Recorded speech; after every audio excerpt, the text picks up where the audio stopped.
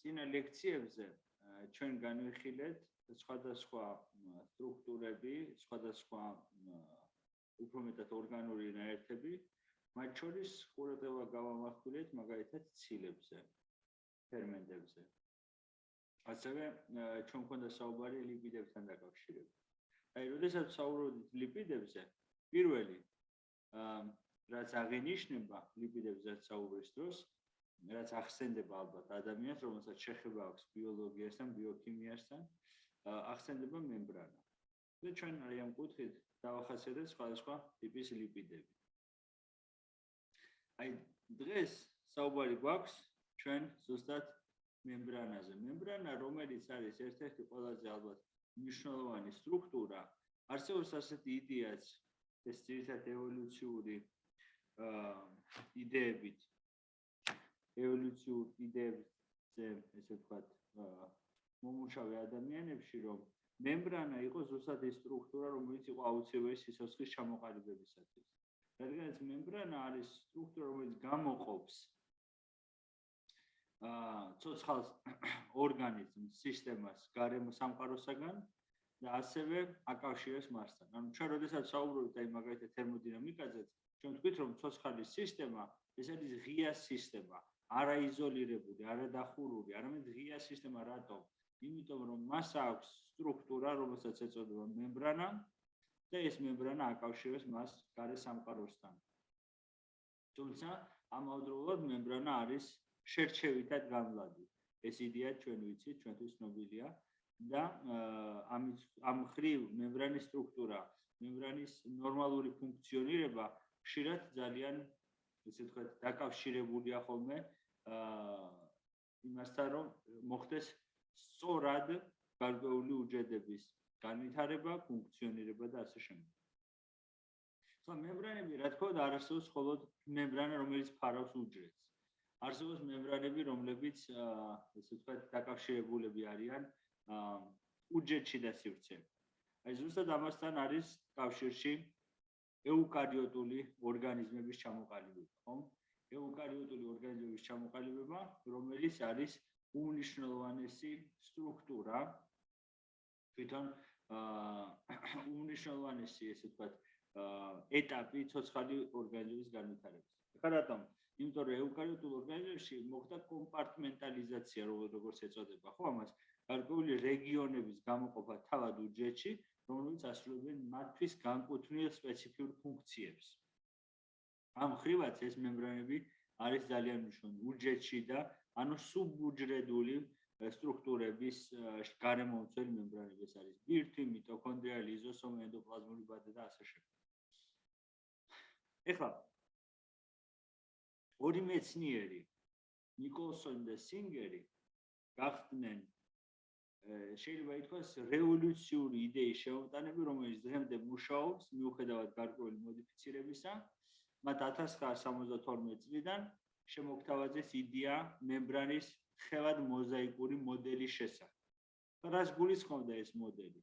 ეს მოდელი გულისხმობდა, რომ მემბრანა შედგება ბილიპიდური შრისაგან, ანუ მასში ლიპიდები არის განლაგებული, ფოსფოლიპიდები განლაგებულია თავისი არაპოლარული კუდებით, ანუ ცხიმოვანი მჟავებით ერთმანეთისკენ არიან მიმართული, პოლარული თავები არის გარეთ, უჯრედგარე და უჯრედში და სივრცისაკენ და აი ამ მემბრანაში არის ჩაშენებული ქოლესტერინი, ცილები არის მასთან დაკავშირებული, სხვადასხვა ფორმით გამჭვალავი, პერიფერიული ცილები და ასე შემდეგ და ამ სტრუქტურებთან ასევე არის დაკავშირებული ნახშირწყლები, რომლებიც უჯრედგარე ზედაპირზე არის ძირითადად განლაგებული. ეხლა ეს საუბარი იყო პლაზმურ მემბრანაზე. რაც შეეხება უჯრედში და მემბრანებს, მათი სტრუქტურა მსგავსია, თუმცა გარკვეულწილად განსხვავდება თავისი შემადგენლობით პლაზმური მემბრანისგან. აი მაგალითისათვის რომ ავიღოთ, აი ყველაზე თვალსაჩინო მაგალითი ჩვენ წინა ლექციაზე ვისაუბრეთ, არის ესეთი კარდიოლიპიდი, რომელიც ყველაზე დიდი ოდენობით ეს ფოსფოლიპიდი გვხვდება ჩვენ მიტოქონდრიულ მემბრანაში. სხვა მემბრანებში მის შემცველობა ფაქტი ან მინიმალურია, ან საერთოდ არ არსებობს. ასევე არის გარკვეული ცილები, ასევე არის ნახშირწყლოვანი დაბოლოებები, რომლებიც ჩვენ იშვიათად გვხვდება უჯრედში და მემბრანებზე აქ ხდება შეიძლება მოხდეს გლიკოზილირებული ფორმები, გლიკოპროტეინული ცილები, მაგრამ ისე როგორც პლაზმურ მემბრანაზე უჯრედგარე სივრცედან სივრცის მხრიდან არის ესე ვთქვათ ნახშირწყლოვანი გარკვეული მესერი, რომელსაც გლიკოკალიქსი ეწოდება, რომელსაც ზოგიერთ შემთხვევაში ასევე ჰეტეროპოლისაგარიდული ნაშთები არის დაკავშირებული ამ ცილებთან და შეიძლება ამან კიდევ უჯრედის კედლის ფორმაც მიიღოს, თუ ძალიან სქელია ეს და სადაც ცელულოზა არის უკვე წარმოდგენილი და სხვა სტრუქტურები, უკვე ესეთი რაღაცა ჩვენ ნაკლებად ხდება უჯრედში და მემბრანებში. ეხლა პლაზმური მემბრანა არ არის დამოუკიდებელი სტრუქტურა. პლაზმური მემბრანა არის ძალიან მჭიდრო კავშირში უჯრედშიდა და უჯრედგარე სივრცეებთან. ანუ როგორ ვთქვათ, ეს არ არის უბრალოდ რაღაცა არშია, რომელიც გარემომცველია რაღაცა უჯრედის, როგორც სტრუქტურის, ხო? ეს არის ძალიან ფუნქციური სისტემა, რომელშიც მიმდინარე ყოველი ცვლილება ახდენს გავლენას მის მიმდებარე სისტემებზე. ასევე მიმდებარე სტრუქტურებში მიმდინარე ცვლილებები ახდენენ გავლენას მასზე. ეხლა ეს დაწყებული იქიდან, რომ პლაზმურ მემბრანაში ჩაშენება ცილების, მოცილება, გარკვეული ლიპიდური ნაშთების ჩაშენება, ამოგდება და ასე შემდეგ ეს მუდმივად ხდება, ანუ მემბრანა მუდმივად განახლებადია. ამას გარდა მემბრანა არის მჭიდროდ დაკავშირებული უჯრედგარე მატრიქსის კომპონენტებთან, რადგანაც გარკვეული ცილები, როგორც არის ლამინინი, გარკვეული როგორც არის ნებულინი და ასე შემდეგ, ესენი უჯრედგარე მატრიქსთან დაკავშირებული ცილები არის ამასთან ერთად დაკავშირებული პლაზმურ მემბრანასთან, უჯრედგარე სივრციდან, რა თქმა უნდა, და ამას ემატება კიდევ ის, რომ პლაზმური მემბრანა მჭიდროდ არის დაკავშირებული ციტოჩონჩხთან. ციტოჩონჩხი თქვენ იცით, რომ ეს არის გარკვეული მესერი, გარკვეული მატრიქსი, რომელიც უჯრედს შიგნით ცილოვანი, ესე ვთქვათ, ჩონჩხი, ცილოვანი მატრიქსი, რომელიც უჯრედს შიგნით არსებობს, აქ არის აქტინის, დინეინის და სხვადასხვა ტიპის ფილამენტები, სხვადასხვა ტიპის ცილები, რომლებიც აღმოჩნდა, რომ გარკვეულწილად, როგორც ესე სარტყელი არის მემბრანაზე, მემბრანის გარშემო ეს შიგნიდან მხრიდან ამოფარავს მემბრანას და არა ეს მათ შორის არის კავშირი. კავშირი, რა თქმა უნდა, ახლა არის ცილების საშუალებით, ძირითად შემთხვევაში არის ასეთი ცილები, როგორც არის მაგალითად გარკვეული მაკავშირი ანკილინები, გარკვეული სხვა ტიპის ცილები, რომლებიც აკავშირებს მას აი ამ ციტოჩონჩხის კომპონენტებს მემბრანასთან. ეხლა არსებობს ცილები, მემბრანაში ჩაშენებული ტრანსმემბრანული ცილები, ძირითადად, რომლებიც არიან აი ამ ციტოჩონჩხის კომპონენტებთან დაკავშირებული, აი მაგალითად გაქვთ ესეთი არხი, ხო, მაიქ, რომელიც დაკავშირებულია აი ამ ციტოჩონჩხის კომპონენტებთან. არსებობს ცილები, რომლებიც თავისუფალნი არიან. ციტოჩონჩხის კომპონენტებთან არ არიან დაკავშირებული. შესაბამისად, აი ეს პირველი ჯგუფის ცილების მოძრაობა შედარებით გართულებულია. ანუ ისინი ნაკლებად მოძრაობენ მემბრანაში. რაც შეეხება მეორე ტიპის ცილებს, მათი მოძრაობა საკმაოდ აქტიურია და ისინი თვითონ ცურავენ აი ამ მემბრანაში. საერთოდ მემბრანას ახასიათებს დენადობა. მემბრანა არ არის ხისტი სტრუქტურა, მას ახასიათებს გარკვეული მოძრაობა, ეს ლიპიდური ბიშრა მოძრაობს და ციტოჩონჩხის კომპონენტების მოძრაობა ძალიან დიდ როლს ასრულებს აი ამ ტიპის გადაადგილებაში. ეს ერთი. მეორე არის ის, რომ მემბრანას ახასიათებს ძირითადად თხევად მოზაიკური მოდელი, რომელიც შემოგთავაზეს, ეს აიყო, რომ განივი მოძრაობა ახასიათებს მემბრანას. მაგრამ აღმოჩნდა, რომ მემბრანას არა მარტო განივი მოძრაობა ახასიათებს, არამედ მოძრაობა შესაძლებელია აი ამ ლიპიდურ შრეებს შორისაც, ანუ ლიპიდების გადაადგილება მოხდეს ლიპიდურ შრეებს შორისაც. ეხლა შემადგენლობას რაც შეეხება მემბრანის თვითონ. ეხლა მემბრანის შემადგენლობა პირველი ეს არის ლიპიდები, ხომ? როდესაც საუბრობთ მემბრანაზე, ვთქვით, რომ ლიპიდები. ჩვენ ვთქვით, რომ ეს არის ძირითადად ფოსფოლიპიდები, როგორც გლიცეროფოსფოლიპიდები, ისე სფინგოფოსფოლიპიდები, მაგრამ აქ ძირითად შემთხვევაში ჩვენ ხდება გლიცეროფოსფოლიპიდები. ძირითად შემთხვევაში. ეხლა თვითონ მემბრანის შემადგენლობაში აი ნახეთ თქვენ აი ამ სურათზე არის გარკვეული გადანაწილება მემბრანის შრეებს შორის, ხო, ბილიპიდური შრე, ხო, ერთი შრე და მეორე შრე. ანუ ამ შრეებს შორისაც თურმე არის განსხვავება. აი მაგალითად გარე შრეზე და ჩვენ მქონდა ამაზე საუბარი წინასწარ. ფოსფატიდილ ქოლინი ეს არის ერთ-ერთი ყველაზე დიდი პროცენტობით წარმოდგენილი ლიპიდი, ფოსფოლიპიდი, ანუ გლიცეროფოსფოლიპიდი. ეხლა აი რაც შეეხება ფოსფატიდილ სერინს, ეთანოლამინს, ინოზიტოლს და ასე შემდეგ, ესენი ხშირ შემთხვევაში ჩნდება მემბრანის შიდა სივრცეში.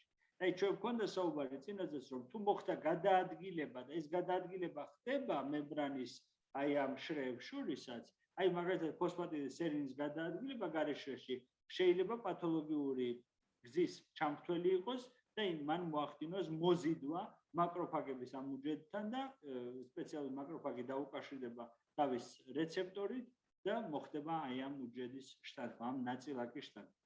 ეს შესაძლო მექანიზმი. მაგრამ ეს თავისთავად ნაკლებად ხდება, ეს ხდება გარკვეული ცილების დახმარებით. ეს ტრანსმემბრანული ცილები, რომელთაც უწოდებენ ფლიპაზებს და ფლოპაზებს, რომლებიც ახდენენ ფლიპ-ფლოპ მოძრაობა, ესე იგი გადავიდა, გადმოვიდა, გადავიდა, გადმოვიდა. ანუ ფლიპ-ფლოპ მოძრაობა, რომელსაც აკეთებს ეს ფლიპაზები და ფლოპაზები, მათ ისინი არიან, აი როგორც სურათზე თქვენ ხედავთ, ზოგიერთ ლიტერატურაში ისინი მოიხსენიებენ ერთ ჯგუფად, ზოგიერთში მოიხსენიებენ სხვადასხვა, ერთი გადაადგილებს ერთი შიგნიდან გარეთ, მეორე გარედან შიგნით. ანუ მათი მოძრაობა როგორ არის, ნახეთ, რომ ისინი გადაადგილებენ ამ სტრუქტურებს, ესე იგი მცირე, აი სადაც, აი ნახეთ ეს ლურჯი არის მაგალითად ფოსფატიდილ ქოლინი. სადაც ცოტა არის ფოსფატიდილ ქოლინი, იქიდან გადაადგილებს დიდი, სადაც ბევრია. ესე იგი რა არის? ეს არის აი ამ ლიპიდის კონცენტრაციული გრადიენტის საწინააღმდეგო.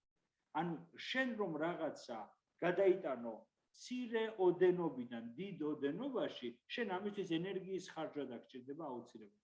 და ეს ფლიპაზები და ფლოპაზები ზუსტად ენერგიის გამოყენა, ანუ ატმების ენერგიის ხარჯზე ახდენენ ამ ტრანსპორტით.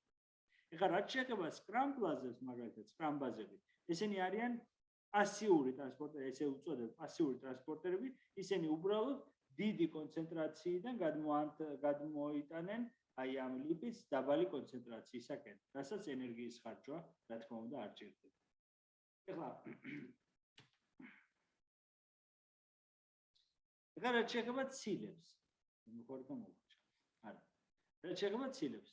ეხლა ცილები არსებობს მემბრანის სხვადასხვა ტიპის, ესენი არიან ინტეგრალური ცილები და პერიფერიული ცილები. ინტეგრალური ცილები ორი სახის არსებობს. არსებობს ინტეგრალური, რომელიც გარკვეულწილად არის მემბრანაში ჩაძირული, მაგრამ სრულად არ განჭოლავს მემბრანას და არსებობს ტრანსმემბრანული ცილები, რომლებიც მთლიანად განჭოლავს მემბრანას. აი ამ სურათზე არის ჩამოყალიბებული სხვადასხვა ტიპი ამ ტრანსმემბრანული და ინტეგრალური ცილებისა, რომლებიც შეიძლება ჩვენ შევხვდეთ მემბრანაში. ძირითადი მათი სინთეზის ადგილი ეს არის ხორკლიანი ენდოპლაზმური ბადი, იმიტომ რომ აქ არის რიბოსომი თქვენ ისეთ განლაგებული და აქ არის სპეციალური სისტემა, ტრანსლოკონური სისტემა, რომელიც ახდენს ამ ცილების სინთეზს და ცილების ჩაშენებას ენდოპლაზმური ბადის მემბრანაში და შემდგომში ეს ვეზიკულა შეუერთდება წავა გოლჯის აპარატში და გოლჯის აპარატი შეუერთდება უკვე პლაზმურ მემბრანას ან სხვა მემბრანას. აი ძირითადად ესე არის და ეს ცილები სხვადასხვა ფუნქციას ასრულებენ. შეიძლება არხები წარმოქმნან, შეიძლება იყვნენ უბრალოდ რეცეპტორული ფუნქცია ჰქონდეთ, შეიძლება ჰქონდეთ გარკვეული თქვა სტრუქტურული ფუნქცია და ასე შემდეგ. და მათი განლაგება სხვადასხვანაირია, რა თქმა უნდა, ამ მემბრანებში. რაც შეეხება პერიფერიულ ცილებს, პერიფერიული ცილები მემბრანასთან დაკავშირებულნი არიან, მაგრამ არ არიან მასში ჩაშენებული. ეს რაზეა დამოკიდებული? რა თქმა უნდა, ცილას, რომელიც არის ჩაშენებული მემბრანაში შიგნით, მას უნდა ჰქონდეს ჰიდროფობული ნაწილი. აი, არსებობს ასეთი ერითროციტების მემბრანის ცილა გლიკოპორინი, რომელიც კლასიკური მაგალითია ხოლმე ამისი.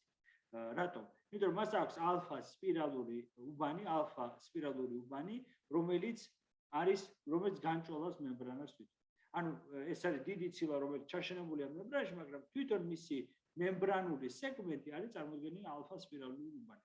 ანუ ძირითად შემთხვევაში აი ზუსტად მემბრანაში ჩაშენებული უბნები ეს ჰიდროფობული უბნებია ხოლმე, ჰიდროფობული ამინომჟავებით არიან უმეტესწილად აგებულნი, ამიტომაც შეუძლიათ მათ რომ მემბრანაში არსებობდნენ, მემბრანაში იყვნენ ჩაშენებული და იმიტომაც არიან მემბრანაში ჩაშენებული. ეხლა რაც შეეხება პერიფერიულ ცილებს, რომელიც მემბრანასთან უნდა იყვნენ დაკავშირებული, მაგრამ არა ჩაშენებული, ესე იგი ისინი ჩაშენებულნი არ არიან, მათ ნაკლებადაა ეს ჰიდროფობული ამინომჟავური შემადგენლობა, მაგრამ მათ აქვთ დაკავშირების უნარი. უბრალოდ ისინი დაკავშირებულნი არიან სხვა ტიპის ჰიდროფობულ ნაშთთან. როგორც არის მაგალითად პალმიტინის მჟავა, როგორც არის მირისტოიდის ჯგუფი, როგორც არის ფარნეზილის ჯგუფი, როგორც არის ვთქვათ ფოსფატიდი ინოზიტოლი და ასე შემდეგ. ანუ ესე იგი რაღაცა უნდა ასრულებდეს ეგრეთ წოდებული ღუზის ფუნქციას ამ ცილებისათვის, რომ ეს ცილები იყვნენ დაკავშირებული მემბრანასთან. ანუ მემბრანაში არიან თითქოს ეს უბანი ჩაშენებულია მემბრანაში და მასთან არის დაკავშირებული ცილები. ეხლა ძალიან საინტერესო პერიფერულ ცილებზე ის არის, რომ ზოგიერთი კლასიკურად მემბრანასთან არის დაკავშირებული, მაგრამ ზოგიერთს ახასიათებს ფაკულტატური დაკავშირება. ანუ აი თქვენ რომ ვთქვათ სიგნალის გადაცემის გზებს რო ჩაუკვირდეთ და ასე შემდეგ, აი რომ ძალიან საინტერესოა ალბათ თავისი ბუნებით, ხშირ შემთხვევაში ხდება ამ ცილების მოდიფიცირება. ანუ ამ ნაშთების მიბმა მოცილება.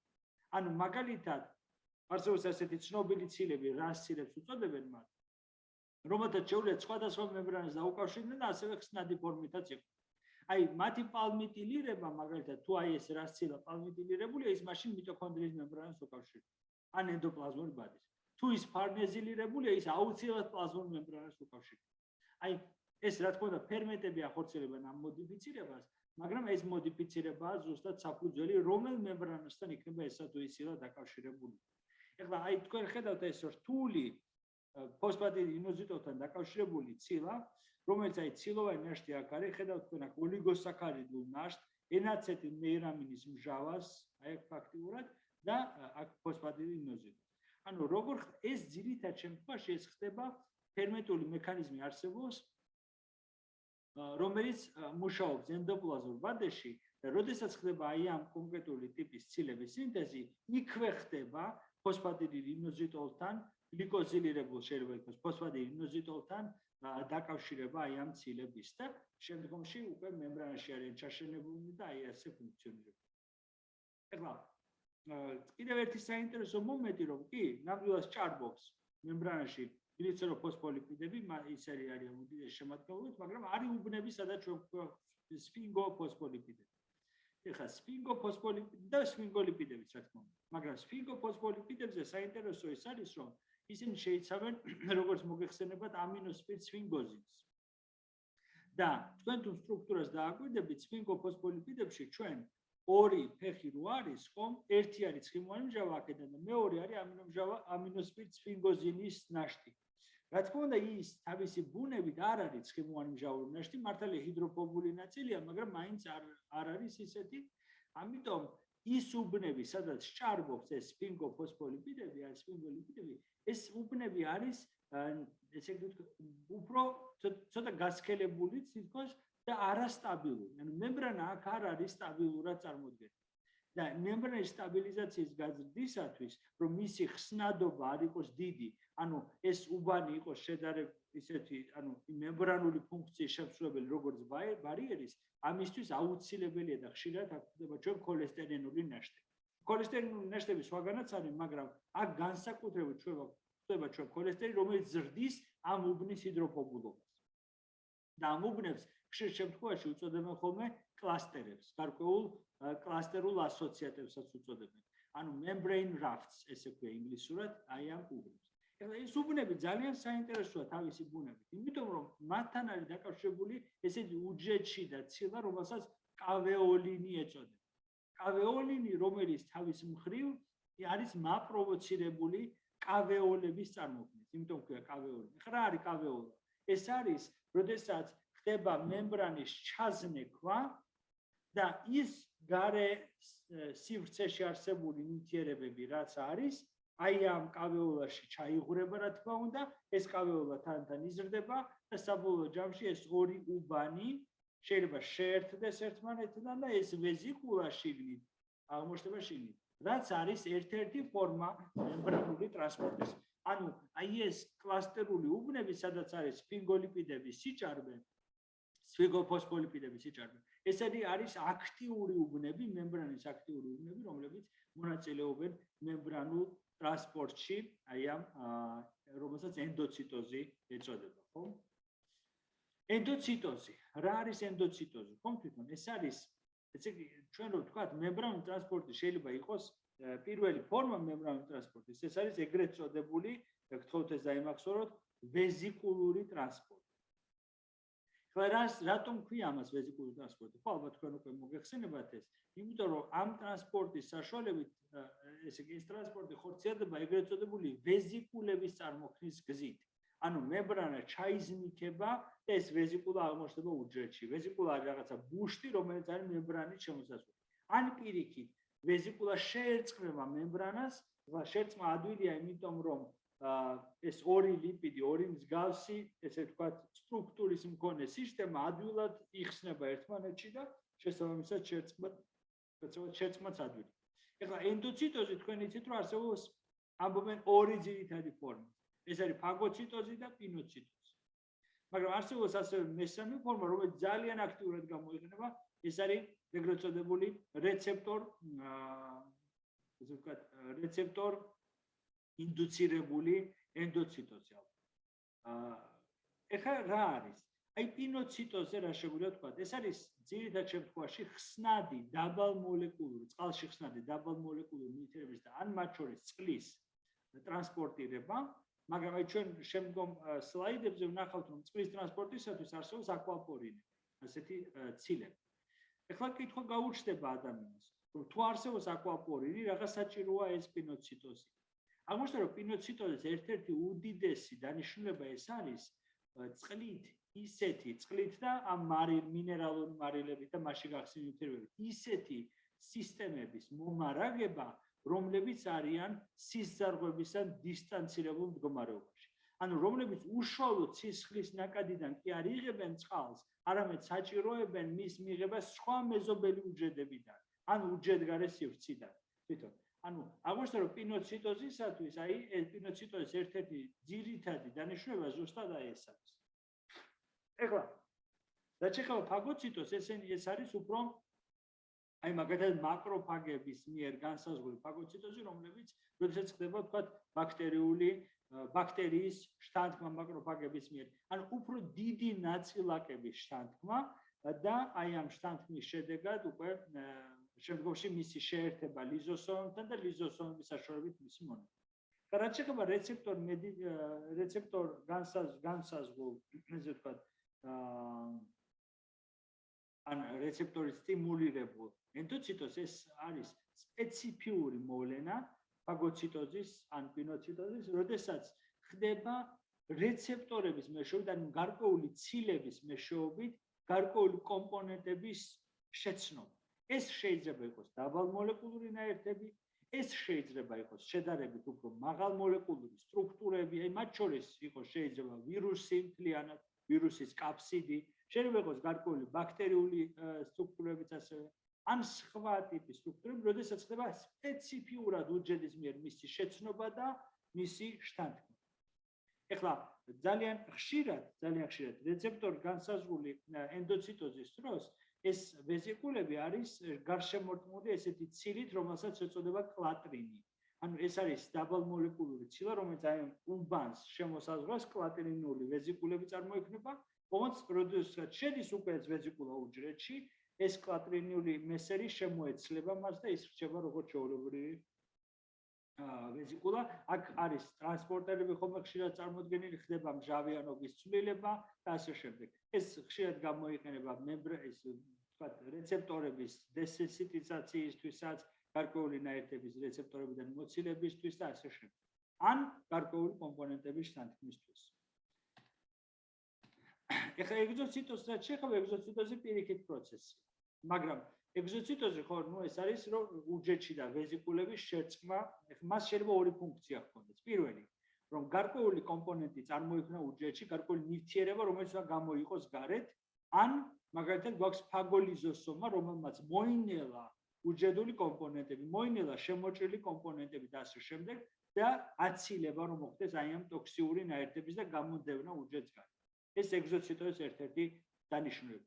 მეორე დანიშნულება ეგზოციტოზის არის მემბრანის, ესე ვთქვათ, განახლება. როგორც გითხარით, მემბრანა ძალიან დინამიური სტრუქტურაა. თუ ხდება ენდოციტოზი, გარკვეული კომპონენტი მემბრანის შიგნით შედის. მაგრამ ეგზოციტოზის დროს აი ეს მემბრანული, აი ამ ვეზიკულის მემბრანული სტრუქტურა, რა თქმა უნდა, შეერწყმება მემბრანას და ხდება აი ამ მემბრანაში მისი ჩაშენება და შესაძლებელია ამ ვეზიკულაში მაინც ჩიქთავში კი არაფერი არ იყოს. არამედ მემბრანაში იყოს ჩაშენებული ეს მემბრანული ცილები, რომელიც ვახსენეთ და მემბრანაში უკვე ეს ცილები წარმოდგენილი იქნება. ეს შეიძლება იყოს რეცეპტორი, შეიძლება იყოს არხი, შეიძლება იყოს სხვა ტიპის ცილოვანი სტრუქტურა. ანუ ეს ორი ისა. ეხლა ძირითად შემთხვევაში ეგზოციტოზის პროცესი რეგულირდება კალცი დამაკავშირებელი ცილებით. ანუ ცილებით, რომლებიც იკავშირებენ კალციუმს, როდესაც ხდება კალციუმის უჯრედში და რაოდენობის მატება, ხდება მათ მიერ კალციუმის დაკავშირება, ეს ააქტივებს ამ ცილებს, იწვევს კონფორმაციულ ცვლილებებს. აქ გვაქვს ჩვენ ცილები, რომლებიც წარმოდგენილია პლაზმურ მემბრანაზე, ცილები, რომლებიც წარმოდგენილი არიან თვითონ ამ ვეზიკულის მემბრანაზე, ისინი ერთმანეთს უკავშირდებიან და აახლოვებენ ერთმანეთს ამ ორ მემბრანას, ვეზიკულურ მემბრანას და თვითონ პლაზმურ მემბრანას და ხდება საბოლოო ჯამში გახსნა, ანუ შერწყმა. ეხლა რა თქმა უნდა, ეს ამას ეწოდება ვეზიკულური ტრანსპორტი.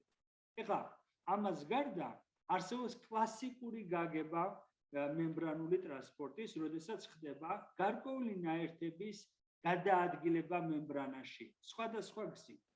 ანუ, ესე იგი, რომ გავმიჯნოთ, არსებობს ვეზიკულური მემბრანული ტრანსპორტი და არსებობს კიდევ მემბრანული ტრანსპორტი, რომელიც გამოიხატება გარკვეული ნაერთების გადაადგილებაში მემბრანაში თვითონ, სხვადასხვა ფორმა.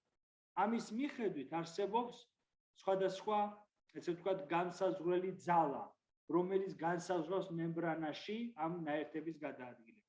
პირველი, ეს საუბარია რა თქმა უნდა დაბალ მოლეკულურ ნაერთებს. პირველი, ეს არის კონცენტრაცია, ანუ ეგრეთ წოდებული კონცენტრაციული გრადიენტი. რომ მოლეკულები, აი ჩვენ როგორც თერმოდინამიკა ვისწავლეთ და გარკვეული რეაქციები დავახასიათეთ, იგივე თერმოდინამიკული სიდიდეები ასევე მიემართება მემბრანულ ტრანსპორტსაც. რომ კონცენტრაციულად რაღაცა თუ არის ერთ მხარეს ბევრი და შუაში გვაქვს ნახევრად გამტარი მემბრანა, ეს რაღაცა მიილტვის გადაადგილებისაგან თუ მას შეუძლია ამ მემბრანის გადალახვა, ის მიილტვის გადაადგილებისაგან მეორე მხარეს. ანუ მიილტვის იმისაგან, რომ გაწონა სწორდეს ეს მდგომარეობა. ანუ კონცენტრაციული გრადიენტი ეს არის გარკვეული ძალა, რომელიც აიძულებს მოლეკულებს გადაადგილდნენ მაღალი კონცენტრაციიდან დაბალი კონცენტრაციისაკენ. და არსებობს კიდევ მეორე ძალიან მნიშვნელოვანი ფაქტორი, პოტენციალთა სხვაობა, ანუ მუხტი, რომ ჩვენ ვიცით, რომ უჯრედგარე, როგორც უჯრედგარე, ისე უჯრედში და სივრცეში ჩვენ გვაქვს ძალიან ბევრი ნაერთი, რომელიც არის დამუხტული. ანუ რომელთაც უწოდებთ ჩვენ იონებს. და კი, მათზე მოქმედებს რა თქმა უნდა კონცენტრაციული გრადიენტი, მაგრამ ამას გარდა მათზე ზემოქმედება გააჩნია მუხტსაც. ანუ ისინი გადაადგილდებიან, ესე ვთქვათ, დადებითი მათი ესე ოპოზიცია, საწინააღმდეგო მუხტის მიმართულებით. ანუ მათთვის მარტო ესე ვთქვათ, მარტო კონცენტრაციული გრადიენტი კი არ მოქმედებს მათზე, არამედ მათზე მოქმედებს ასევე ელექტროქიმიური პოტენციალი, ესე ეგრეთ წოდებული. უпростоრად ელექტრული პოტენციალი. და საბოლოო ჯამში აი ასეთ ნაერთებზე მოქმედებს ელექტროქიმიური პოტენციალი. ელექტროქიმიური პოტენციალი ეს არის დამახასიათებელი ძირითად იონებისათვის, რომლებიც თვითონ ქიმიური ნაწილაკები არიან, მაგრამ ამასთან ერთად გააჩნიათ მუხტი. ანუ მარტო კონცენტრაციული გრადიენტი ვერ იქნება ამისი ტრანსპორტის ძირითადი შემქმნელი საფუძველი. რამე კითხვები ხომ არა გაქვთ?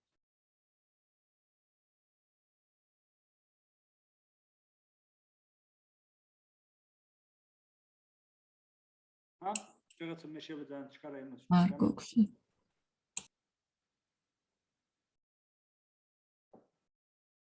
არა, კითხვები ალბათ. კარგი. ეხლა თვითონ მემბრანული ტრანსპორტი იყოფა ორ ფორმად: პასიური და აქტიური. პასიური ტრანსპორტს მიეკუთვნება დიფუზია, ოსმოსი და გაადვილებული დიფუზია. ხოლო აქტიურ ტრანსპორტს მიეკუთვნება პირველადი და მეორეული აქტიური ტრანსპორტი. აი ჩვენ გვექნება ახლა საუბარი ზუსტად ამ საკითხებზე. ახლა ოსმოსზე არ გავამახვილებთ ამ მომენტში ყურადღებას, მაგრამ უпростоრად ეს ცალკე სლაიდი მე მგონი აქ არ არის გამოტანილი, მაგრამ ოსმოსი ეს არის შეიძლება ითქვას წყლის მოლეკულების გადაადგილება საკუთარი კონცენტრაციული გრადიენტის მიმართულებით, მაგრამ ოსმოსს განაპირობებს არა მარტო წყლის მოლეკულები, არამედ ოსმოსურ გადაადგილებას განაპირობებს წყალში გახსნილი ნივთიერებები. აი, წყალი და მასში გახსნილი ნივთიერებები ქმნიან ოსმოსურ წნევას.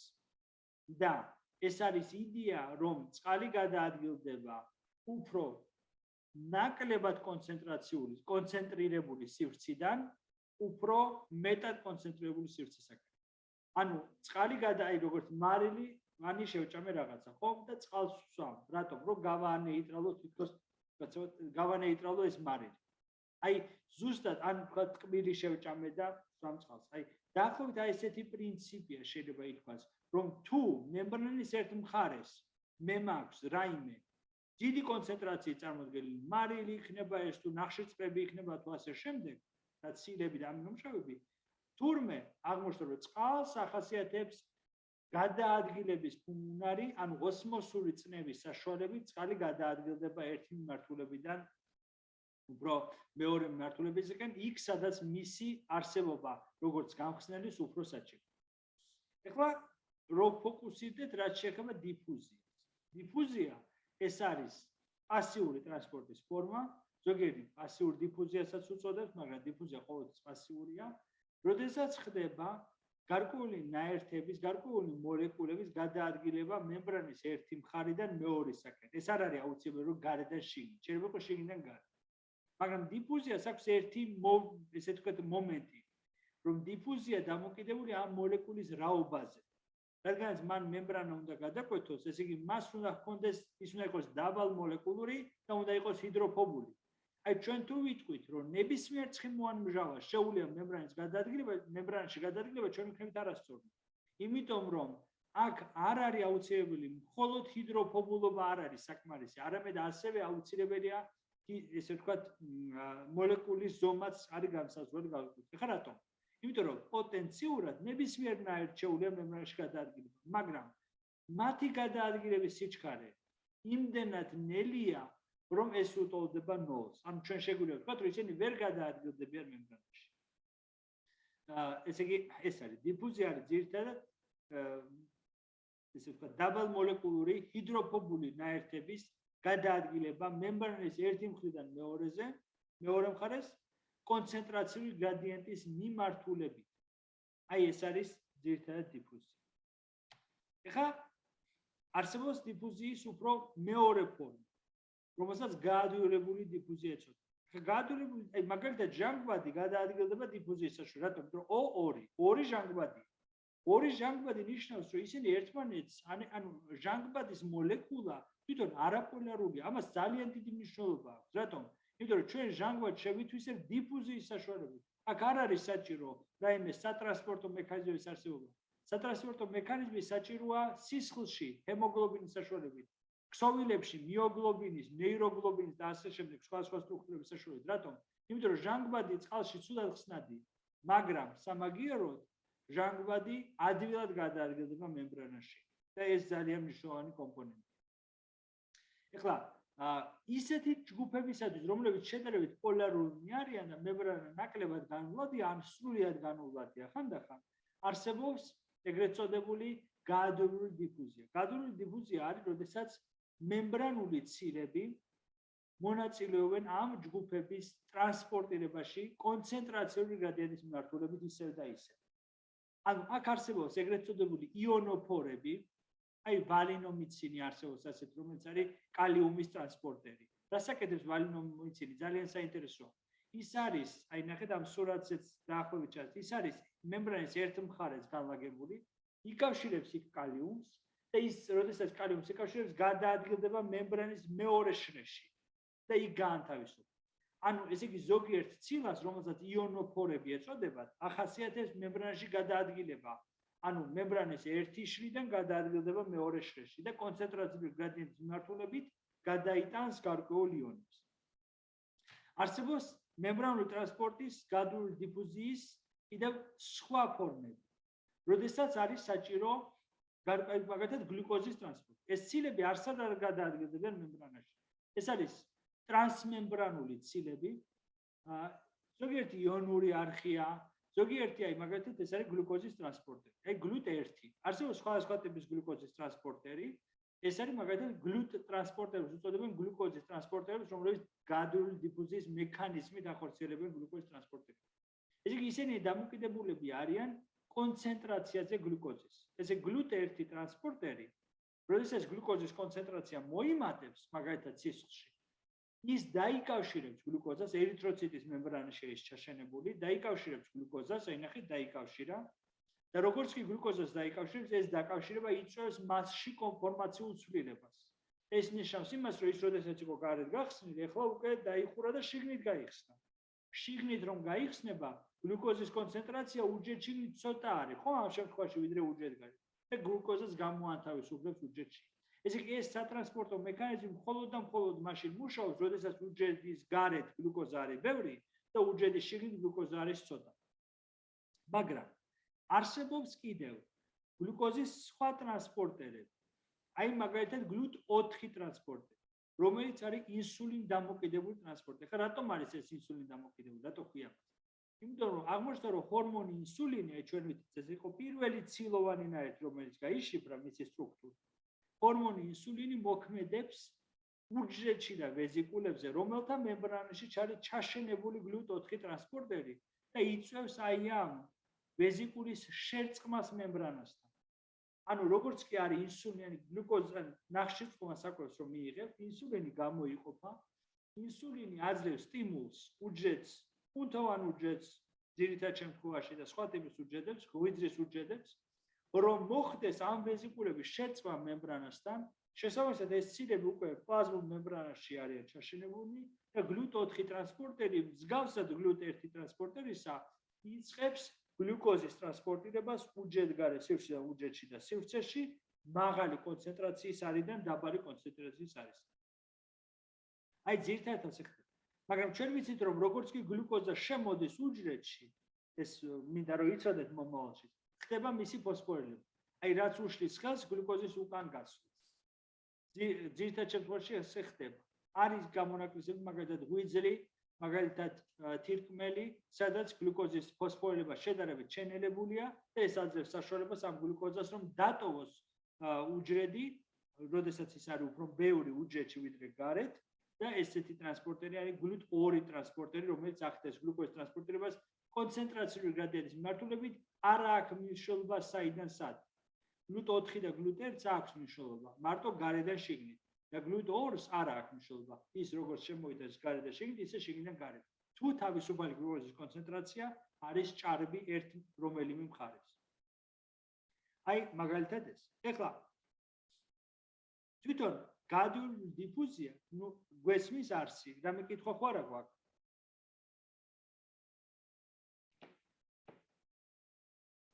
არა.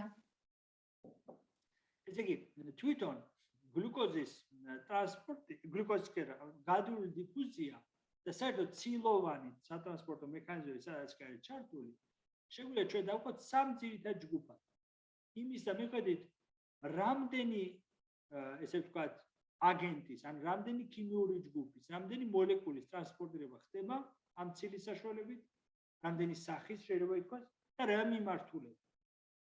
თუ მხოლოდ აი GLUT1 ტრანსპორტერი, მარტო გლუკოზის ტრანსპორტი ხდება, GLUT4 მარტო გლუკოზის, ესე იგი ამას ქვია უნიპორტი. ეს ნიშნავს, რომ ეს ცილა ერთი მიმართულებით, არ აქვს მნიშვნელობა გარედან შიგნით თუ შიგნიდან გარეთ, ერთი მიმართულებით გადაადგილებს ერთ მოლეკულს. ანუ ერთ მოლეკულს ერთ ცალს კი არა, ერთი ტიპის მოლეკულს.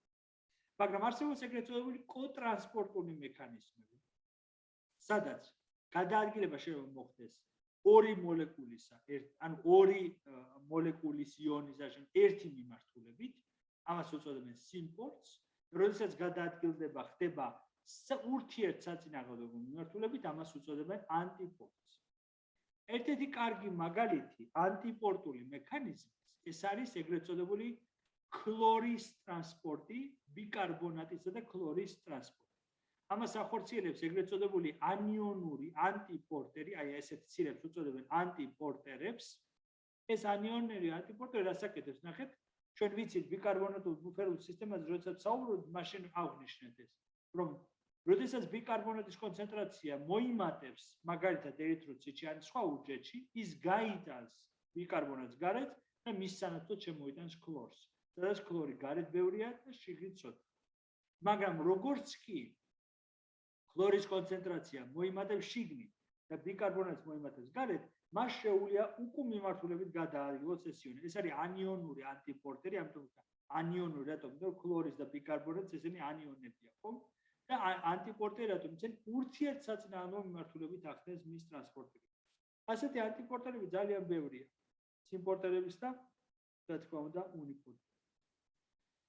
ეხლა აკვაპორინები ვახსენეთ უკვე, ესენი არიან ცილოვანი არხები, ესე ვთქვათ, ცილოვანი არხები უпростоრად, რომელთაც აქვს ღარი, ეს ღარი არის აგებული, რა თქმა უნდა, პოლარული რადიკალების შემცველი ამინომჟავებით ხშირ შემთხვევაში და მას შეუძლია, აი აკვაპორინების საშუალებით ხდება წყლის მოლეკულების გადაადგილება უჯრედის შიგნით უმეტეს შემთხვევაში, გარედან შიგნით და ეს გადაადგილება თითქოს ესეთია, ზიგზაგური, პატარა ესე ვთქვათ, თითქოს კანიონის ღარში რო გადაადგილდეს შიგნით, ხო, აი რაღაცა თქო ზიგზაგური მოძრაობა ხდება, აი თითქოს წყლის მოლეკულებიც ესე გადაადგილებიან შიგნით, რა თქმა უნდა, კონცენტრაციული გადაადგილების მიმართულებით, ანუ დიდი კონცენტრაციიდან მცირე კონცენტრაციის მიმართულებით.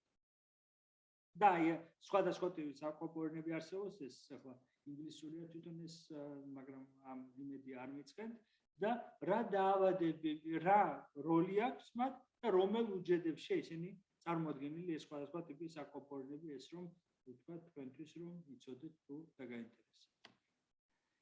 ეხლა მემბრანაში არსებული ცილები, ტრანსმემბრანული ცილები, როგორც ვთქვით, სხვადასხვა ფუნქციის შემსრულებელი, რეცეპტორები, იონური არხები და შემდეგ. იონური არხები რას ნიშნავს? ეს არის ზუსტად გაადურული დიფუზიის ერთ-ერთი ფორმა და ზოგიერთი რეცეპტორი არის იონური არხი. აი მაგალითად ეს რაც არის აქ წარმოადგენილი, ეს არის აცეტილქოლინის, ესე ვთქვათ, პოტენციალ დამოკიდებული, უბრალოდ ბოდიში. ეს არის არხი, იონური არხი, რომელიც არ არის დამოკიდებული არანაირ ნაერთზე, მინასთან დაკავშირებაზე, არამედ ის არის დაკავშირებული მემბრანის პოტენციალის შუებასთან.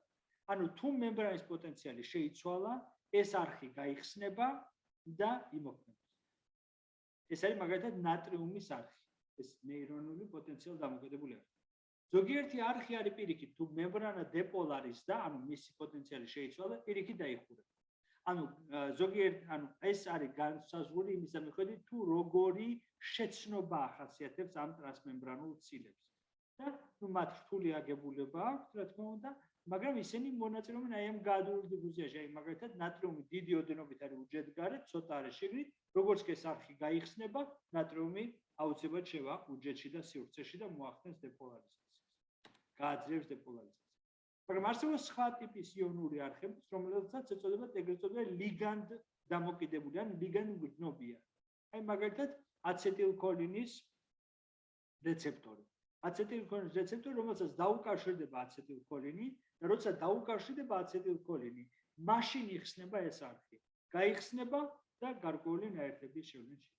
ანუ ესე იგი ეს იონური არხები სხვადასხვა ტიპის არსებობს, ზოგიერთი დამოკიდებულია მემბრანის პოტენციალზე, ანუ მუხტ შორის განსხვავებაზე, მემბრანის შიგდა და გარე სივრცეს მიმართულება, გარე სივრცეს შორის და არსებობს ისეთები, რომელიც დამოკიდებულია გარკვეულ ნაერთებზე. ეხლა ბოლო რაც შეგვიძლია ვთქვათ ეს გაადურული დიფუზიაზე რაც შეიძლება ითქვას. ეხლა რაც შეიძლება ითქვას აქტიურ ტრანსპორტთან დაკავშირებით, ეს არის რა? გარკვეული ნაერთების გადაადგილება, პოტენციალ ესე კონცენტრაციული გრადიენტის საწინააღმდეგო მიმართულებით. ეხლა კონცენტრაციული გრადიენტის საწინააღმდეგო მიმართულებით რომ არის, ამიტომ შეიძლება მას ზუსტად ენერგიის ხარჯვა. არსებობს ორი ტიპი, ხომ პირველადი და მეორეული. ეხლა რა არის მათ შორის განსხვავება?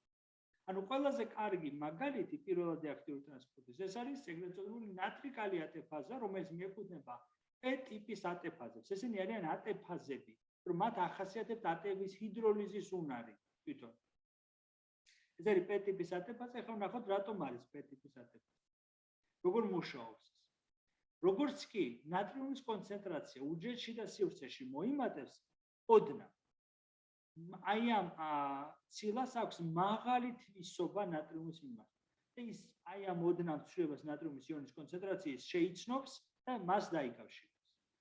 დაიკავშირებს ორ ნატრიუმის იონს, რომ დაიკავშირებს უბრალოდ სამ ნატრიუმის იონს დაიკავშირებს ნატრიუმის იონით. ეს აღძრავს მასში კონფორმაციულ ცვლილებას. და რაში გამოიხატება ეს? რომ ის ახდენს ATF-ის ჰიდროლიზს, უბრალოდ მაგნი ATF-ის ჰიდროლიზს და აი ამ ფოსფორს მაგნი ADF-ი გამოიყოფა და ამ ფოსფორს აბამს თავის ასპარტატის ნაშთს, ერთ-ერთ ასპარტატის ნაშთს. აი ამ ფოსფორილებულ მდგომარეობაში ეს ცილა იცვლის მდგომარეობას და იხსნება გარეთ, ანუ შიგნით იხურება და იხსნება გარეთ. გარეთ როგორც კი გაიხსნება, მას თვისობა ნატრიუმის მიმართ აქვს შემცირებული, აი ამ პოზიციაში, მიუხედავად იმისა, რომ ნატრიუმი დიდი ოდენობით არის გარეთ და ის შესაბამისად ამ ნატრიუმს მოიცილებს. მაგრამ აი ამ პოზიციაში მას აქვს მაღალი თვისობა კალიუმის მიმართ. კალიუმს დაიკავშირებს, როგორც კი კალიუმს დაიკავშირებს, კალიუმი იწვევს მასში კონფორმაციულ ცვლილებას, აი ეს კალიუმის დაკავშირება და ხდება დეფოსფორება, ანუ ამ ასპარტატის ჯგუფიდან ფოსფორის მოცილება. და აი ამ დეფოსფორულ მდგომარეობაში ეს არხი ისევ იხურება გარედან და იხსნება შიგნით. და შიგნით როგორც კი იხსნება, მას კალიუმის მიმართ დაბალი თვისობა აქვს, კალიუმს გამოანთავისუფლებს და ის უკვე არის მზად ახალი ნატრიუმის მიღებაში. აი ნატრიკალი ATF-აზე ეს არის კლასიკური P-ტიპის ATF-აზა, რომელიც არის ყველა პლაზმურ მემბრანაზე განლაგებული, ეს არის უმნიშვნელოვანესი ცილა, რომელიც ახდენს ზუსტად მემბრანის პოტენციალის შენარჩუნებას პლაზმური მემბრანის და ანუ მოსვენების პოტენციალის, ესე ვთქვათ, შენარჩუნებას და თვითონ შექმნას. ანუ ამას აქვს ძალიან დიდი მნიშვნელობა. არსებობს სხვა ტიპის ATF-აზე. აი P-ტიპის ATF-აზე, როგორც არის კალცი ATF-აზე. კალცი ATF-აზე მუშაობს პლაზმურ მემბრანაში, ენდოპლაზმურ ბადეზე, მიტოქონდრიაში, სხვა ტიპის კალცი ATF-აზები არის. ყველა მათგანი აიქაც ასპარტატი გვაქვს, რომელიც ფოსფორილების ადგილია, აქაც ATF-ის ჰიდროლიზი ხდება, რა თქმა უნდა. და რა არის კალცი ATF-აზის ფუნქცია? რომ კალციუმი გადაადგილოს მაღალი კონცენტრაციის არიდან დაბალი კონცენტრაციის არისაკენ, რაც არის ძირითადი მექანიზმი, როგორ ხდება კალციუმის აცილება, ანუ კალციუმის კონცენტრაციის შემცირება, რაც მნიშვნელოვანია, რომ თქვათ არ მოხდეს აგზნება ზედმეტად, რომ არ მოხდეს კუნთის შეკუმშვა ზედმეტად, მოხდეს მოდუნება, არ მოხდეს გარკვეული ეგზოციტოზის გაძლიერება არახელსაყრელი პირობებში და ასე შემდეგ. არსებობს მეორე ტიპის ATF-აზები, ამათ უწოდებენ F-ტიპის ATF-აზები. F-ტიპის ATF-აზები ეს მემბრანული ცილებია, ისინი უფრო რთული სტრუქტურის მქონეები არიან, ეს გვხვდება მიტოქონდრიის შიდა მემბრანაში, ჩვენ გვხვდება ეს ვეზიკულების მემბრანაში, ძირითად შემთხვევაში. ასევე გვხვდება იმის პლაზმურ მემბრანაში, მაგალითად ბაქტერიების შემთხვევაში. ხა რა არის F-ტიპის ATF-აზები, რითი გამოირჩევიან? F-ტიპის ATF-აზებს შეუძლიათ იმუშაონ როგორც ATF-აზებმა და შეუძლიათ იმუშაონ როგორც არხებმა, როგორც გადრული დიფუზიის მექანიზმში მონაწილე არხებმა, იონური არხები. ისინი წარმოადგენენ ძირითადად წყალბადის პროტონის ტრანსპორტერებს. თუ ხდება პროტონის ტრანსპორტი კონცენტრაციული გრადიენტის საწინააღმდეგო მიმართულებით, ამ დროს ის მუშაობს როგორც ATF-აზ, ანუ ახდენს ATF-ის ჰიდროლიზს.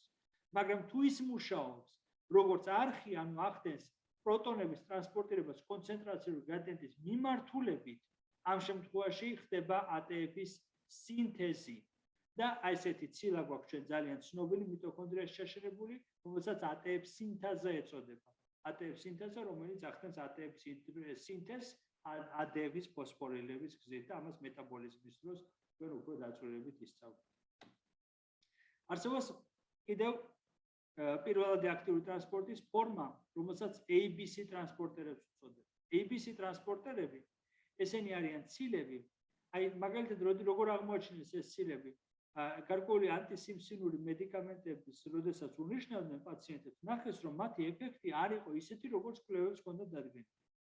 და დაიწყო კვლევა, რატომ, რა არის ამის მიზეზი. აღმოჩნდა, რომ ნახეს, რომ ეს უჯრედები, აი თითქოს სასაცილოც არის, უჯრედები, რომლებიც შეითვისებდნენ ამ მედიკამენტს, რომელსაც უნდა ემოქმედა, ისევ გარეთ უშვებდნენ მას. ანუ ახდენდნენ მის აცილებას. და უკვე დაიწყეს ფიქრი, რა არის ამის მექანიზმი და აღმოაჩინეს ზუსტად აი ეს ABC ტრანსპორტერები, კასეტურ ტრანსპორტერებს უწოდებენ მათ და ასევე უწოდებენ ამას multi drug resistance, ანუ ქართულად იქნება წამლის წამლის მიმართ რეზისტენტობის ესე ვთქვათ რეზისტენტობის გამსაზღვრელი ეს ტრანსპორტები. რა თქმა უნდა, ყოველთვის ყველა წამლის შემთხვევაში ესე არ მოქმედებს, მაგრამ არის ასეთ შემთხვევაში. და ამცირებენ ეფექტიანობას თვითონ წამლის მოქმედებას. ან ქიმიური ნაერთის მოქმედებას. მე ეს ბევრი ჯგუფი განისაზღვრა, რა თქმა უნდა, ABC ტრანსპორტერების ესენი არიან ნუკლეოდით დამაკავშირებელი ტრანსპორტერები, NBD არის nucleotide binding domains, ანუ მათ აქვს ნუკლეოდით დამაკავშირებელი უბანი, რომელიც ერთ-ერთი მათგანი აუცილებლად ახდენს ამ ნუკლეოტიდის უმეტეს შემთხვევაში ATP-ის ჰიდროლიზს და ასე მუშაობენ ეს გახსნა დახურის მდგომარეობაში. ერთ-ერთი ყველაზე ცნობილი ეს არის ეგრეთ წოდებული CFTR, რომელიც წარმოადგენს კისტოზური ფიბროზის ან ცისტოზური ფიბროზის ტრანსმემბრანულ რეგულატორს, ის არის ქლორის არხი, ძირითადად და ზუსტად აი ამ ნუკლეოტიდების დაკავშირება და ჰიდროლიზი ახდენს ქლორის ტრანსპორტის რეგულირებას და არის ასეთი დაავადება მუკოვისციდოზი არის დაავადება სხვა ტიპის ესეთი დაავადებები, რომლებიც არის დაკავშირებული ზუსტად ამ არხის პათოლოგიებთან და ეს ძალიან ცნობილი არხია. ეს შეიძლება იყოს არა მარტო ფილტრული დაავადებები, არავინ ნაწლავების დაავადებები და ასე შემდეგ.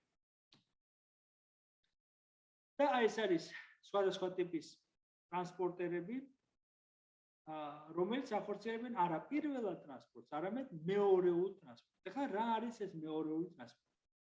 პირველი ტრანსპორტი ეს არის, როდესაც ხდება ენერგიის ხარჯვა უშუალოდ ტრანსპორტის დროს. ანუ თქვენ ნახეთ P ტიპის ატეფაზები, F ტიპის ატეფაზები, ABC ტრანსპორტები. მაგრამ არსებობს თუმცა სატრანსპორტო მექანიზმები, რომლებიც თვითონ კი არ იყენებს ენერგიას, მაგრამ პირველადი აქტიური ტრანსპორტის მიერ შექმნილ ელექტროქიმიურ გრადიენტს იყენებს საკუთარი სატრანსპორტო მექანიზმის განსახორციელებლად. ასეთი ყველაზე ცნობილი არის მაგალითად რომ მოვიყვანოთ, ეს არის ეგრეთ წოდებული ნატრიუმ დამოკიდებული გლუკოზის ტრანსპორტერი. აი რა ხდება ამ დროს, რომ ნატრიუმის გრადიენტს ქმნის ნატრიკალი ატეფაზა, რომელიც იყენებს ATP-ის ენერგიას, მაგრამ აი ეს ნატრიუმი ახდენს აი ამ ცილის მეშვეობით, რომელსაც ქვია ნატრიუმ გლუკოზ სიმპორტერი, ნატრიუმის შესვლა ამ არხში, აი ეს არის ეს ცილა, იწვევს გლუკოზის ტრანსპორტირებას კონცენტრაციული გრადიენტის საწინააღმდეგო მიმართულებით. ანუ ეს გადაული დიფუზია არ არის. ნატრიუმი გადაადგილდება კონცენტრაციული გრადიენტის მიმართულებით და ეს ძალა იწვევს გლუკოზის გადაადგილებას კონცენტრაციული გრადიენტის საწინააღმდეგო მიმართულებით. აი ეს არის სიმპორტული მექანიზმი. ეს არის მეორეული აქტიური ტრანსპორტი, აქტიური სიმპორტის გზა. და არსებობს ანტიპორტი, აი მაგალითად ნატრი-კალცი ცვლა ეწოდება მას. როდესაც ნატრიუმის შემოსვლა ხდება უჯრედში და კალციუმის გასვლა. ამას ძალიან დიდი მნიშვნელობა აქვს მაგალითად გულის მუშაობაში, ნორმალურ ფუნქციონირებაში. და ასე შემდეგ. ანუ მეორეული აქტიური ტრანსპორტი ეს არის ტრანსპორტი, რომელიც იყენებს პირველადი აქტიური ტრანსპორტის მიერ შექმნილ ელექტროქიმიურ გრადიენტს იმისათვის, რომ თვითონ განახორციელოს გარკვეული ნაერთების ტრანსპორტირება კონცენტრაციული გრადიენტის საწინააღმდეგოდ. ასე ხდება ხშირად გლუკოზის, ამინომჟავების, ნუკლეოტიდის, სხვადასხვა ტიპის იონების, პროტონის, კალციუმის იონის ტრანსპორტირება ასე ხდება ხშირად მეორეული აქტიური ტრანსპორტის საშუალებით და ეს ძალიან ფართოდ გავრცელებული მექანიზმია სატრანსპორტო. და ეს არის აი ეს სხვადასხვა დაავადებები, შეიძლება ითქვას, რომელიც დაკავშირებულია სხვადასხვა ტიპის აი ამ სატრანსპორტო მექანიზმების დეფექტებთან. ეს თუ დაგაინტერესებთ, მე რა თქმა უნდა შეგიძლიათ გაეცნოთ და რა ვიცი, შეგიძლიათ უფრო მოიძიოთ ამის შესახებ. თუ თქვენ დაგაინტერესებთ. და მე მგონი დიდი მადლობა ყურადღებისათვის.